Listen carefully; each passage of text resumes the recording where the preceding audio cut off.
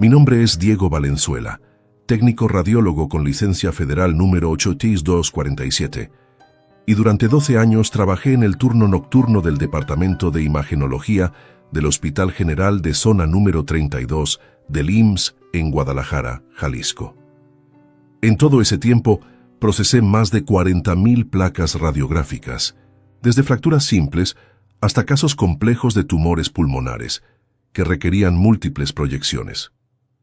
He visto huesos rotos en ángulos imposibles, objetos extraños alojados en lugares inverosímiles del cuerpo humano, y patologías tan avanzadas que parecían sacadas de libros médicos antiguos.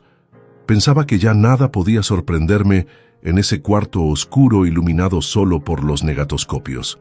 Pero lo que comenzó a manifestarse en las placas durante aquellas 3 semanas de octubre de 2023 fue algo que ningún manual de radiología podría explicar, y fue el caso que me obligó a solicitar mi cambio definitivo al turno diurno, renunciando a mi antigüedad nocturna y a los bonos que había acumulado durante más de una década. Pero antes de continuar, si esta historia te está intrigando, no olvides suscribirte al canal y activar la campanita para no perderte ningún video.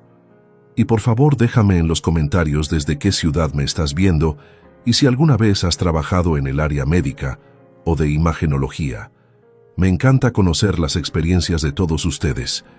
Ahora sí, sigamos con lo que sucedió aquella noche del 17 de octubre. El Departamento de Imagenología del HGCA 32 está ubicado en el segundo piso del ala norte, conectado directamente con urgencias mediante un pasillo de baldosas verdes que siempre huele a desinfectante industrial mezclado con ese olor metálico característico de los hospitales.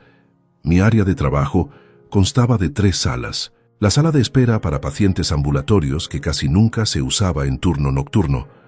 La sala de rayos X, propiamente dicha, con el equipo Siemens Multics Select DR de panel digital instalado en 2019, y mi cuarto oscuro donde procesaba las imágenes en 2 estaciones de trabajo con monitores de alta resolución Barco Coronis de 5 megapíxeles cada uno. Aunque el sistema ya era completamente digital, seguíamos llamándolo cuarto oscuro por costumbre, y porque efectivamente manteníamos las luces apagadas para poder visualizar mejor los detalles en las placas, iluminados únicamente por el resplandor azulado de las pantallas y los 3 negatoscopios LED montados en la pared para casos especiales que aún requerían impresiones físicas. El equipo de noche éramos solo 3 personas, yo como técnico radiólogo titular, Gabriela Soto, que era la técnica auxiliar y llevaba 6 años trabajando conmigo, y el radiólogo de guardia, el doctor Esteban Ruiz, quien rotaba cada 15 días y era responsable de interpretar las placas urgentes. Durante la semana, el turno nocturno transcurría con una rutina predecible, entre 10 y 15 estudios por noche, principalmente radiografías de tórax para descartar neumonías, placas de extremidades por fracturas de accidentes y ocasionalmente alguna serie ósea completa cuando llegaba algún politraumatizado de los accidentes en la carretera a Chapala. Los viernes y sábados, la carga aumentaba considerablemente con los casos de urgencias relacionados con el alcohol, pero incluso en esas noches caóticas, todo seguía protocolos establecidos y resultados dentro de los parámetros conocidos. La temperatura en mi área de trabajo se mantenía constante a 18 grados centígrados gracias al sistema de climatización que protegía los equipos electrónicos sensibles. El zumbido constante del aire acondicionado y el ocasional clic del sistema de respaldo de datos cada 2 horas eran los únicos sonidos cuando no había pacientes. Yo había desarrollado una especie de meditación en ese ambiente. Preparar el equipo, posicionar al paciente según el protocolo específico para cada tipo de estudio, configurar los parámetros de exposición en el panel de control, realizar la captura y luego regresar a mi estación para procesar y enviar las imágenes al PACS, el sistema de almacenamiento donde el radiólogo las revisaría. En 12 años, esa rutina se había vuelto casi automática, como un ritual técnico que podía ejecutar prácticamente con los ojos cerrados. El martes 17 de octubre de 2023 comenzó como cualquier otra noche de turno. Llegué a las 10 de la noche. Gabriela ya estaba revisando el inventario de materiales y el doctor Ruiz tomaba café en la pequeña oficina anexa mientras revisaba resultados pendientes del día anterior. La primera solicitud llegó a las 10:47 p.m. según el registro del sistema. Radiografía de tórax postero anterior y lateral para una señora de 62 años con sospecha de neumonía. Procedimiento estándar. La señora entró acompañada de una enfermera de urgencias. La posicioné frente al receptor del panel digital. Le pedí que sostuviera la respiración. Ajusté la distancia foco-película a 180 centímetros como indica el protocolo y realicé la exposición con 80 kilovoltios y 10 miliamperios segundo. El equipo emitió su clic característico, la luz de advertencia se apagó y la imagen apareció en mi monitor en aproximadamente 3 segundos. Era una placa perfectamente normal. Pulmones con campos pulmonares despejados, corazón de tamaño regular, estructuras óseas sin alteraciones visibles. Procesé la lateral con la misma normalidad y envié ambas imágenes al sistema. La señora se fue y yo ya estaba preparándome para el siguiente estudio cuando Gabriela entró con la segunda solicitud de la noche. Este segundo caso era una radiografía de muñeca derecha para un joven de 24 años que había caído de su motocicleta. Fractura probable de radio distal, según indicaba la hoja de solicitud firmada por el médico de urgencias. El muchacho entró con su brazo inmovilizado provisionalmente con una férula de cartón. Claramente adolorido, pero consciente. Lo senté en la silla especial para estudios de extremidades superiores. Coloqué su mano en posición antero-posterior sobre el chasis digital portátil. Ajusté el colimador para enfocar solo el área de la muñeca y configuré los parámetros. 55 kilovoltios, 4 miliamperios segundo, distancia de 1 metro. Realicé la exposición. La imagen apareció en mi pantalla y me detuve. Había algo extraño en la placa, pero no podía identificar exactamente qué era. La fractura estaba claramente visible, una ruptura transversal del radio distal aproximadamente a 2 centímetros de la articulación radiocarpiana, exactamente lo que esperábamos encontrar. Pero había algo más, una sombra tenue, casi imperceptible, que parecía extenderse desde la zona de la fractura hacia la periferia de la imagen.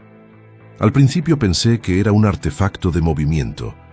Quizás el paciente había movido ligeramente la mano durante la exposición a pesar de mis instrucciones.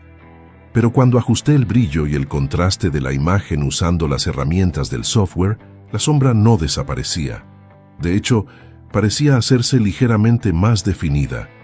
Le pedí al joven que regresara para tomar una segunda proyección lateral de la muñeca. Él obedeció sin quejarse demasiado.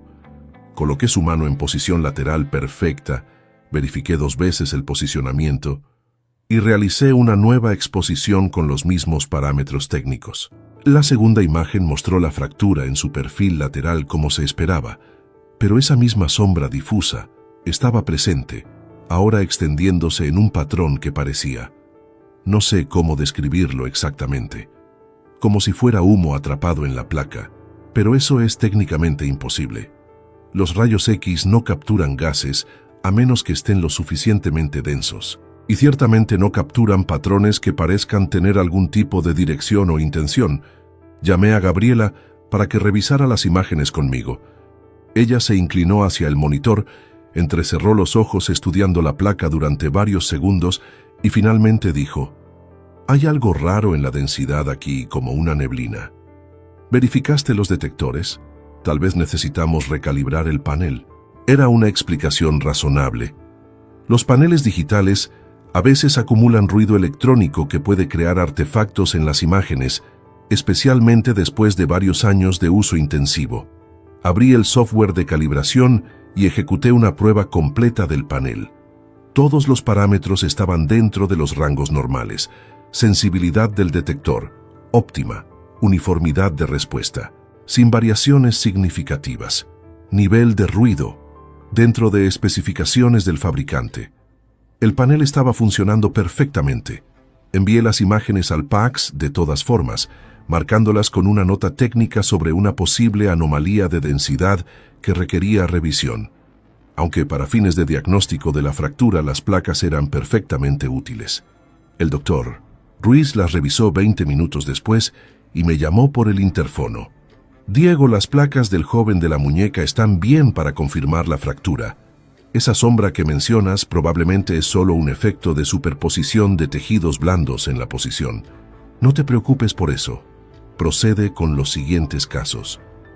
Su explicación sonaba lógica desde el punto de vista radiológico. A veces los músculos, tendones y otros tejidos blandos crean patrones de densidad que pueden parecer extraños si uno los observa con demasiada atención. 3 horas después, cerca de las 2 de la madrugada, llegó un caso que hizo que todo lo anterior pareciera insignificante. Un hombre de 47 años había llegado a urgencias con dolor torácico agudo y dificultad respiratoria severa. Sospecha de derrame pleural o posible neumotórax, según la hoja de solicitud. El paciente llegó en silla de ruedas, notablemente angustiado, con saturación de oxígeno al 86%, según me informó la enfermera que lo acompañaba. Era un estudio prioritario, así que trabajé rápidamente. Lo ayudé a ponerse de pie frente al panel digital vertical, aunque claramente le costaba trabajo mantenerse erguido. Le pedí que inhalara profundamente y sostuviera el aire. Configuré el equipo para una radiografía de tórax PA estándar con 120 kilovoltios y 6 miliamperios segundo debido a su complexión robusta, y realicé la exposición. Lo ayudé a sentarse nuevamente mientras la imagen se procesaba. Cuando la placa apareció en mi monitor, sentí que algo frío me recorría la espalda. El tórax del paciente mostraba efectivamente un derrame pleural masivo en el pulmón derecho, con el ángulo costofrénico completamente obliterado por fluido y una línea curva de Damoiseau claramente visible, marcando el límite superior del derrame. Eso era lo esperado y confirmaba la sospecha clínica. Pero lo que no era esperado, lo que no tenía absolutamente ninguna explicación médica ni técnica, era la figura que parecía estar superpuesta en el campo pulmonar izquierdo. No era una sombra difusa, como en el caso anterior. Era una silueta definida, con bordes relativamente nítidos, que tenía una forma vagamente antropomórfica. Parecía como si alguien hubiera colocado una fotografía parcialmente transparente sobre la placa, mostrando la figura de una persona de pie. Pero eso era completamente imposible. El sistema digital no funcionaba así. No había manera física de que una imagen externa se imprimiera sobre una radiografía durante el proceso de captura. Los rayos X atraviesan el cuerpo del paciente, interactúan con los tejidos según sus densidades específicas y el panel detector captura esos patrones de atenuación. No existe ningún mecanismo por el cual una forma que no corresponda a estructuras anatómicas del paciente pueda aparecer en la imagen resultante. Verifiqué inmediatamente que no hubiera nada entre el paciente y el panel durante la exposición. Revisé la sala con cuidado. No había objetos extraños, no había nada colgado en las paredes que pudiera proyectar una sombra, no había interferencias posibles. Además, recordaba perfectamente haber posicionado al paciente sin obstáculos visibles. Luego revisé el sistema informático, pensando que tal vez había algún tipo de corrupción de datos o superposición accidental con otra imagen del archivo, pero el número de estudio era único, y la marca de tiempo confirmaba que era una imagen nueva, capturada apenas 3 minutos antes. Llamé a Gabriela nuevamente. Cuando ella vio la placa, su expresión cambió completamente. ¿Qué diablos es eso, Diego? ¿Es una doble exposición?, preguntó con voz tensa. Le expliqué que el sistema digital no permitía dobles exposiciones como los antiguos sistemas de película. Cada captura sobreescribía completamente cualquier dato previo del detector. Entonces, es un error del software, sugirió ella, aunque no sonaba muy convencida. Hay que repetir la placa. Regresé a la sala de rayos X, donde el paciente seguía sentado, todavía con dificultad respiratoria. Le expliqué que necesitaba repetir el estudio por un problema técnico. Él asintió débilmente, demasiado enfocado en su propia condición para hacer preguntas. Esta vez, antes de posicionarlo, inspeccioné meticulosamente cada centímetro de la sala.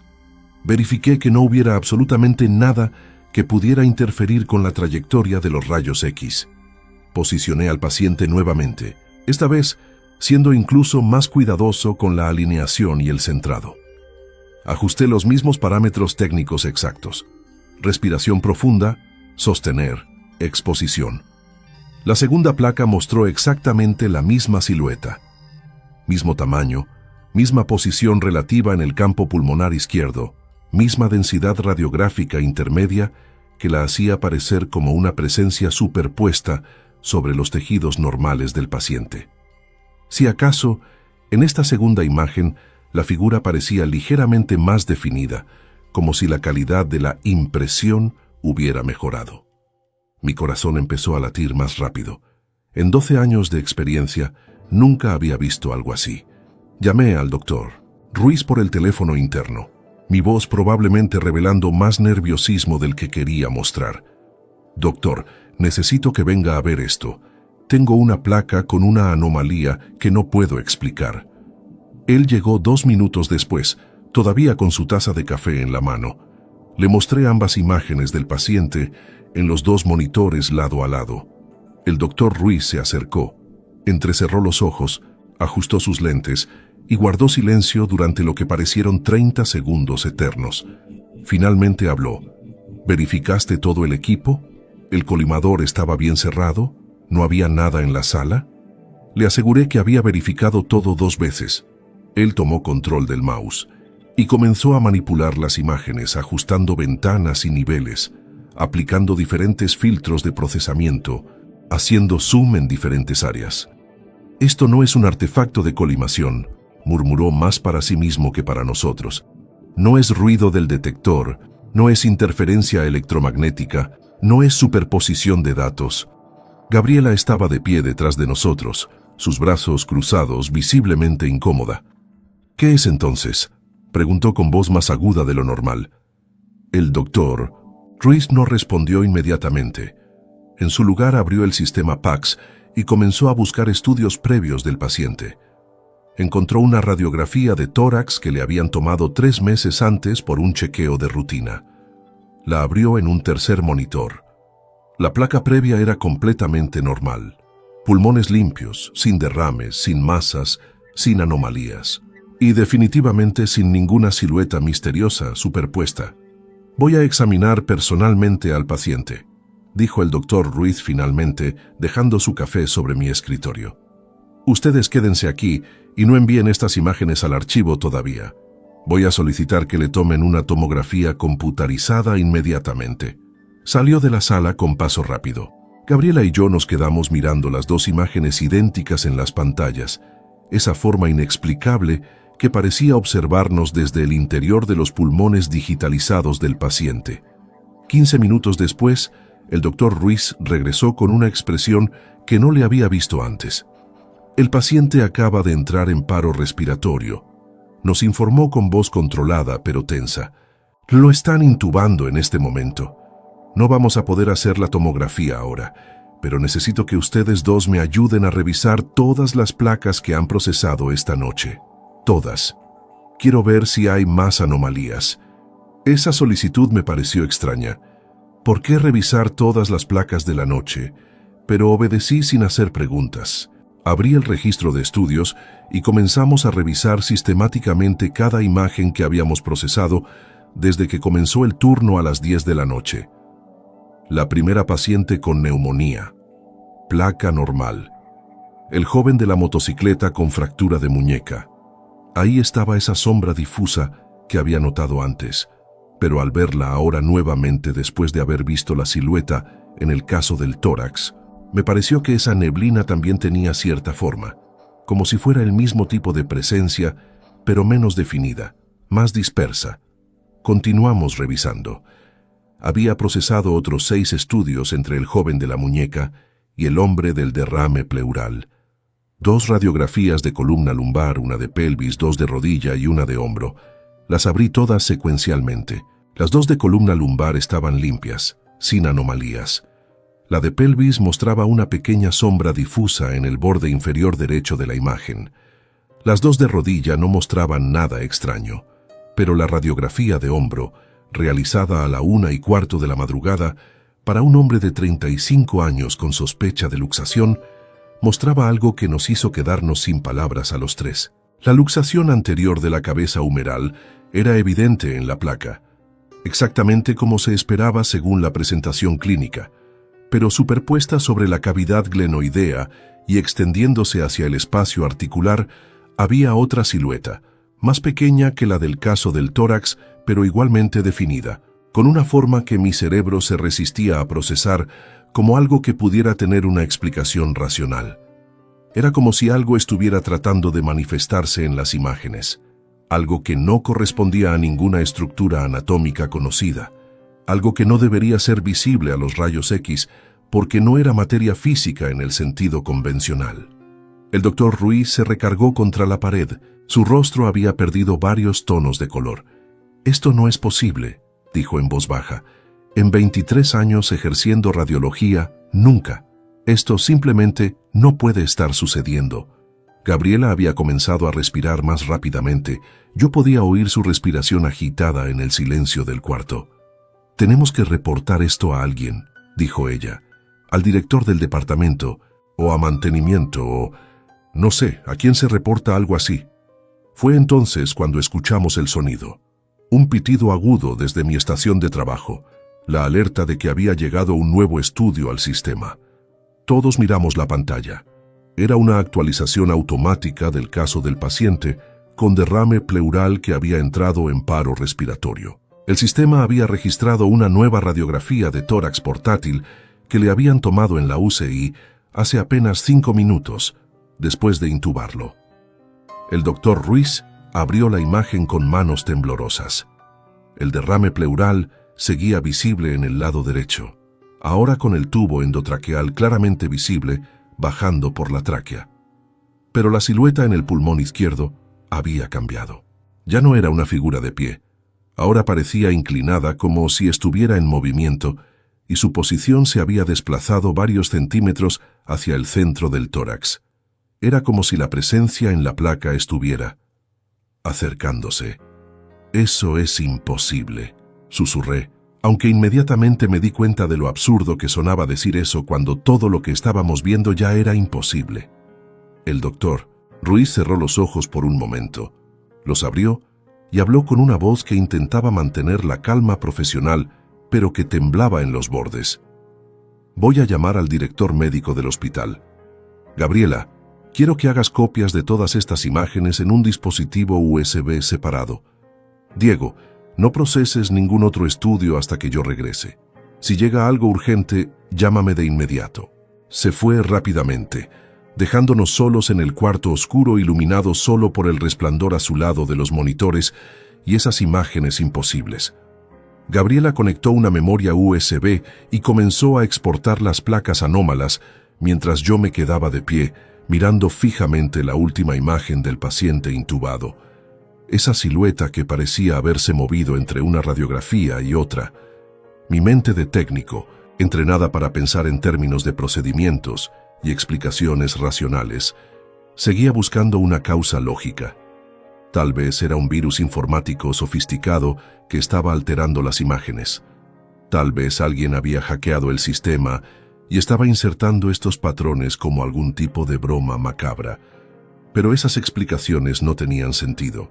Los sistemas de imagenología médica están protegidos con múltiples capas de seguridad precisamente para prevenir cualquier tipo de manipulación que pudiera afectar diagnósticos. Y además, ¿cómo explicar que las figuras cambiaran de posición entre una toma y otra? El silencio en el cuarto era opresivo, roto solo por el zumbido del aire acondicionado y el ocasional clic de Gabriela trabajando en la computadora. Miré el reloj en la esquina de mi pantalla. 3:47 AM.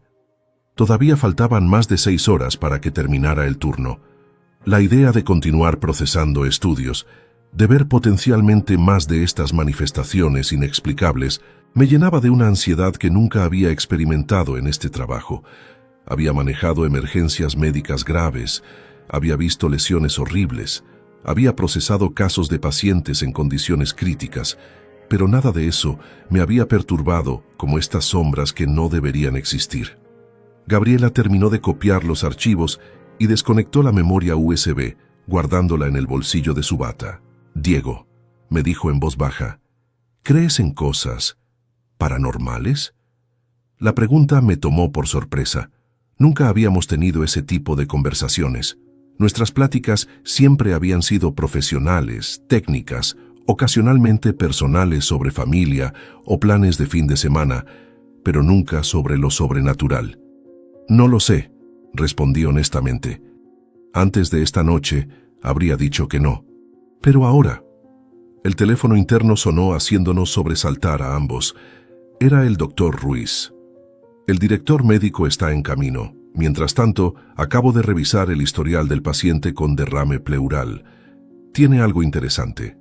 Hace 2 años estuvo hospitalizado en este mismo hospital por un incidente en el que reportó haber visto figuras en su habitación. Lo evaluaron por posible delirio inducido por fiebre. Fue dado de alta sin diagnóstico psiquiátrico formal. Hubo una pausa. También hablé con el médico tratante en la UCI. El paciente está estable ahora, sedado e intubado, pero antes de perder la consciencia, estuvo murmurando algo repetidamente. La enfermera que lo atendió me dijo que repetía: «Está aquí conmigo, lo veo en las paredes». Sentí un escalofrío recorrer mi espalda. «¿Qué significa eso, doctor?», pregunté, aunque una parte de mí no quería saber la respuesta. «No lo sé, Diego, pero hay algo más». Llamé a un colega que trabaja en el hospital civil. Le describí lo que estamos viendo sin entrar en muchos detalles. Él se quedó en silencio por un momento y luego me dijo que hace como 5 meses tuvieron un problema similar en su departamento de radiología. Manifestaciones inexplicables en placas de tórax durante turnos nocturnos. Lo investigaron, no encontraron explicación técnica, y eventualmente los fenómenos simplemente cesaron después de 2 semanas. El técnico que estaba de turno cuando comenzó todo solicitó cambio de área y nunca regresó a imagenología. Esa información me hizo sentir validado y aterrorizado al mismo tiempo. No éramos los primeros en experimentar esto, lo cual significaba que no estábamos enloqueciendo ni malinterpretando artefactos técnicos normales. Pero también significaba que este fenómeno era real, recurrente y aparentemente sin explicación ni solución. «¿Qué vamos a hacer?», pregunté. El doctor Ruiz suspiró audiblemente a través del teléfono. «Por ahora vamos a continuar. Si llegan más estudios urgentes, los procesamos, pero documentamos todo meticulosamente. Cuando llegue el director médico decidiremos los próximos pasos. Resiste ahí, Diego. Sé que esto es perturbador». Colgué el teléfono y miré a Gabriela. Sus ojos reflejaban el mismo miedo controlado que probablemente estaban mostrando los míos. No tuvimos que esperar mucho para el siguiente caso. A las 4:15 am llegó una solicitud de radiografía de abdomen para una mujer de 54 años con dolor abdominal agudo. La paciente llegó en camilla, consciente pero claramente sufriendo. La ayudé a posicionarse en decúbito supino sobre la mesa de rayos X. Coloqué el chasis digital bajo su espalda. Ajusté el colimador para incluir desde el diafragma hasta la sínfisis púbica y configuré los parámetros. 70 kilovoltios, 20 miliamperios segundo. Antes de realizar la exposición me detuve. Miré a la paciente, miré el equipo, miré las luces fluorescentes del techo, reflejándose en las superficies metálicas de la sala. Todo parecía completamente normal, el ambiente rutinario de un procedimiento médico estándar que había realizado miles de veces. Pero ahora, por primera vez, sentía aprensión. No quería ver lo que pudiera aparecer en la placa resultante. Respiré profundamente, presioné el botón de exposición y el equipo emitió su clic familiar. Regresé a mi estación donde Gabriela ya estaba esperando, ambos mirando la pantalla mientras la imagen se procesaba. La radiografía apareció mostrando las estructuras abdominales de la paciente. Asas intestinales con distribución normal de gas, contornos renales visibles, sombra hepática sin anomalías evidentes. Por un momento pensé que esta placa saldría limpia, sin manifestaciones extrañas. Pero entonces Gabriela señaló hacia la esquina superior derecha de la imagen. Ahí, dijo simplemente. Hice zoom en esa área. Era otra silueta, esta más pequeña y menos definida que las anteriores, pero inequívocamente presente. Estaba superpuesta sobre el lóbulo derecho del hígado, una forma vagamente humanoide que parecía observar hacia el centro de la imagen. Ajusté los niveles de brillo y contraste.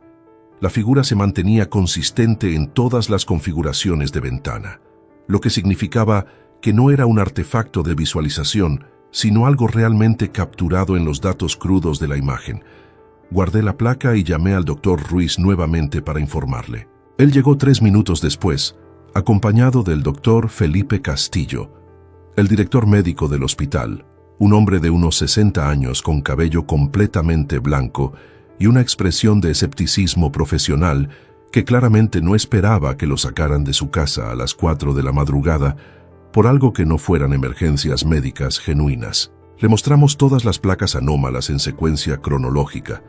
El doctor Castillo las estudió en silencio, su expresión cambiando gradualmente de escepticismo a confusión y finalmente a preocupación genuina.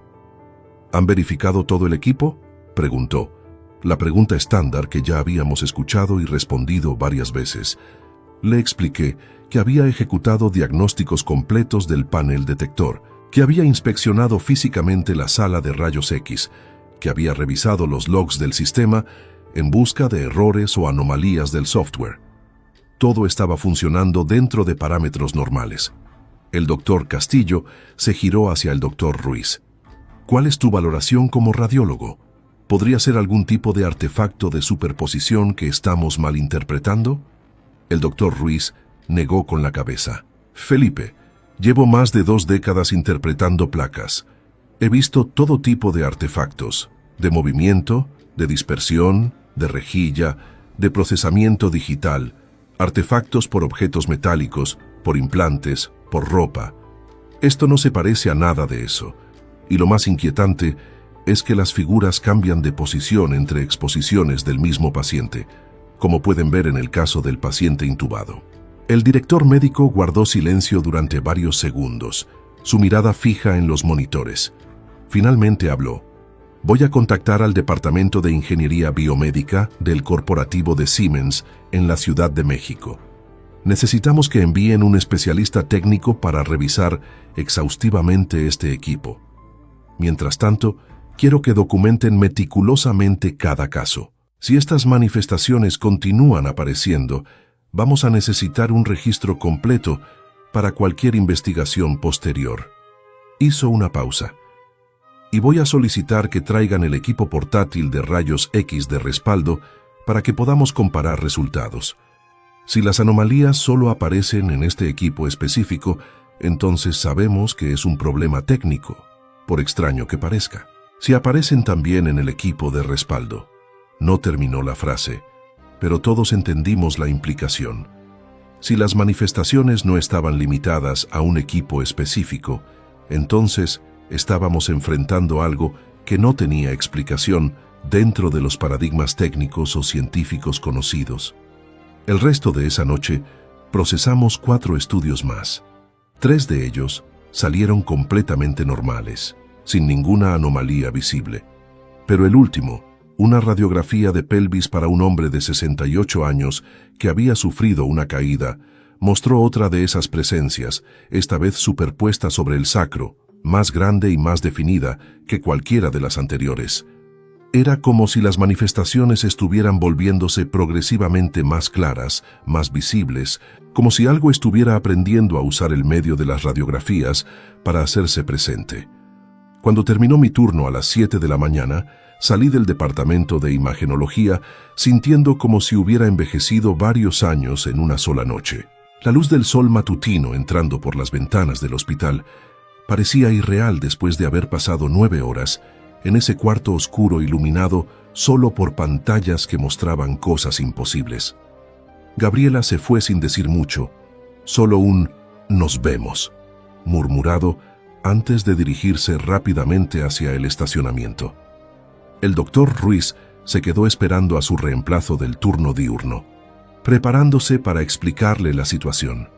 Conduje a casa en piloto automático, mi mente reproduciéndose constantemente las imágenes que había visto, esas siluetas que no correspondían a ninguna estructura anatómica conocida, pero que los rayos X habían capturado de todas formas. ¿Qué estábamos viendo realmente? ¿Eran algún tipo de interferencia dimensional que los equipos médicos de alta sensibilidad podían detectar? ¿Eran manifestaciones de algo que existía en un espectro de realidad paralelo al nuestro? ¿O simplemente estaba mi cerebro agotado tratando de imponer patrones significativos sobre artefactos técnicos aleatorios, buscando explicaciones sobrenaturales para problemas mundanos de equipamiento? Intenté dormir, pero no pude. Cada vez que cerraba los ojos, veía esas figuras en las placas.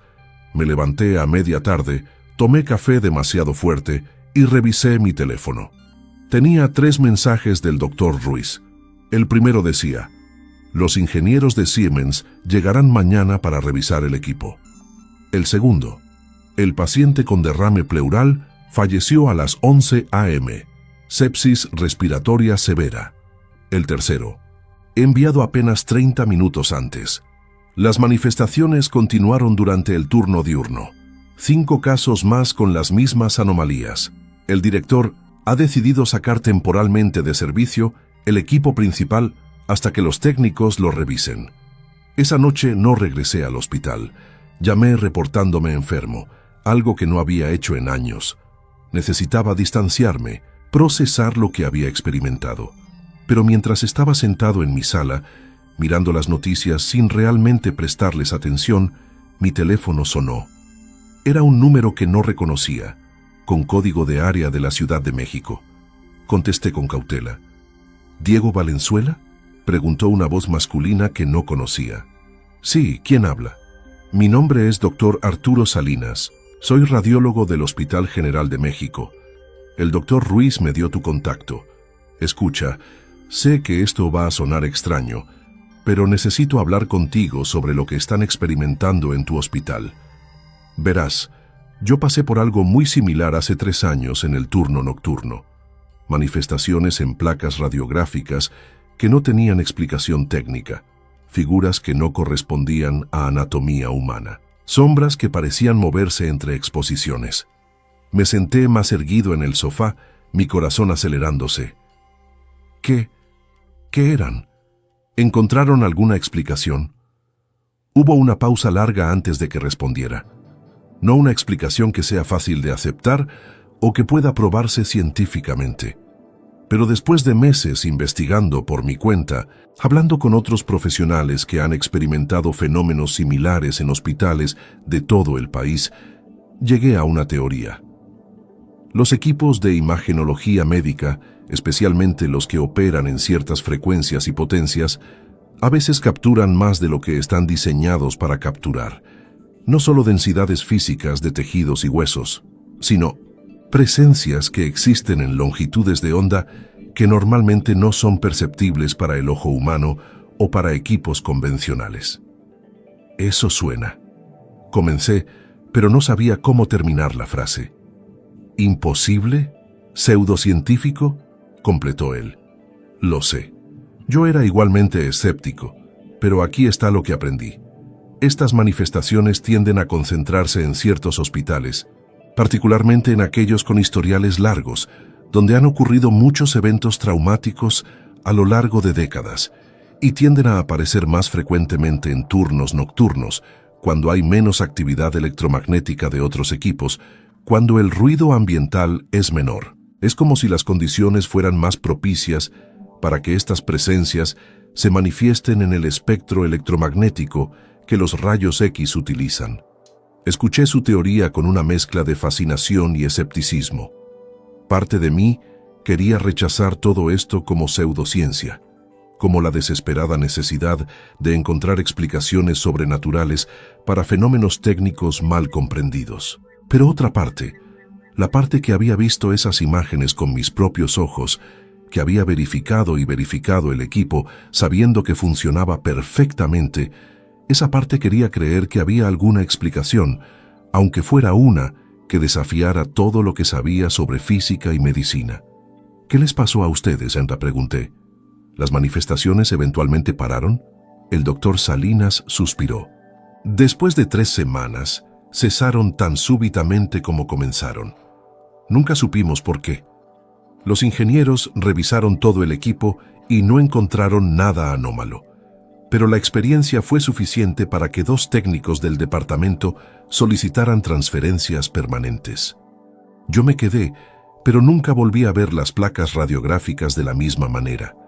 Ahora, cada vez que proceso una imagen, una pequeña parte de mí se pregunta, ¿qué más podría estar capturando sin darme cuenta? Esa conversación me persiguió durante días.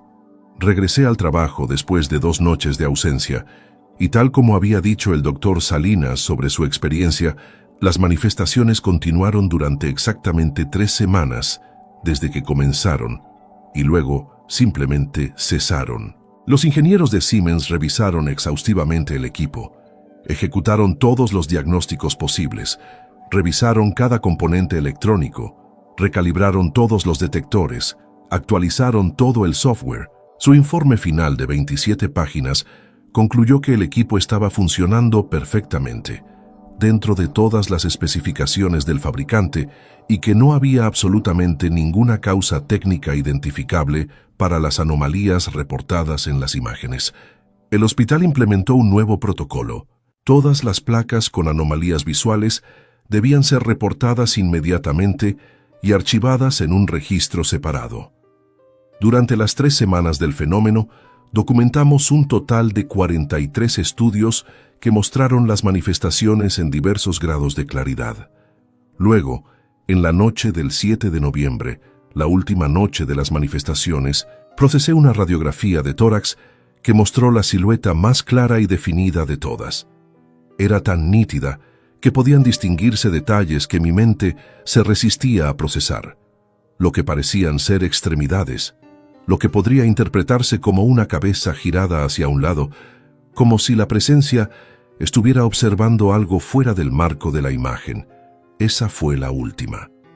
A partir de la noche siguiente, todas las placas volvieron a ser completamente normales, sin sombras, sin siluetas, sin manifestaciones inexplicables.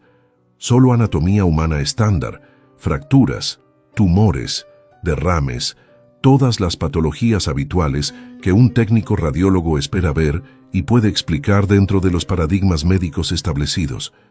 Pero el daño psicológico ya estaba hecho. Gabriela solicitó transferencia al turno diurno 2 semanas después de que cesaran las manifestaciones. El doctor Ruiz comenzó a tomar medicación para la ansiedad, y yo, después de 13 años en el turno nocturno del HGGZ32, presenté mi solicitud formal de cambio permanente al turno de tarde. Perdí mi antigüedad nocturna, perdí mis bonos, acepté una reducción efectiva de salario del 22%. Pero no podía continuar trabajando en ese cuarto oscuro durante las madrugadas, mirando cada placa que procesaba con la aprensión de que las figuras pudieran regresar en cualquier momento. Han pasado 14 meses desde aquellas 3 semanas. Ahora trabajo de 3 de la tarde a 11 de la noche, un horario que todavía es relativamente tranquilo, pero que me permite terminar mi turno antes de la medianoche, antes de esas horas profundas de la madrugada, cuando las manifestaciones aparecían con mayor frecuencia. El nuevo técnico que tomó mi lugar en el turno nocturno es un muchacho joven de 26 años, recién graduado, lleno de confianza en sus conocimientos técnicos y en su comprensión de cómo funcionan los equipos de imagenología. Parte de mí quiere advertirle, decirle que esté atento, que documente cualquier anomalía por sutil que parezca, pero otra parte sabe que no me creería, que pensaría que soy un veterano paranoico que ya no puede manejar el estrés del turno nocturno. A veces, cuando estoy terminando mi turno y lo veo llegar para comenzar el suyo, preparándose para esas 9 horas en el cuarto oscuro iluminado solo por las pantallas de los monitores, me pregunto si las manifestaciones regresarán, si este fenómeno es cíclico, si hay un patrón temporal que no hemos identificado. Y me pregunto cuántos otros hospitales en el país ¿Cuántos otros departamentos de imagenología en instituciones del IMSS y del sector salud están experimentando cosas similares, pero no las reportan por miedo a parecer incompetentes o mentalmente inestables? Lo que más me perturba no son las manifestaciones en sí mismas, por inexplicables que fueran. Lo que realmente me mantiene despierto algunas noches es una pregunta más fundamental. Si los rayos X pudieron capturar esas presencias durante 3 semanas, ¿eso significa que siempre estuvieron ahí?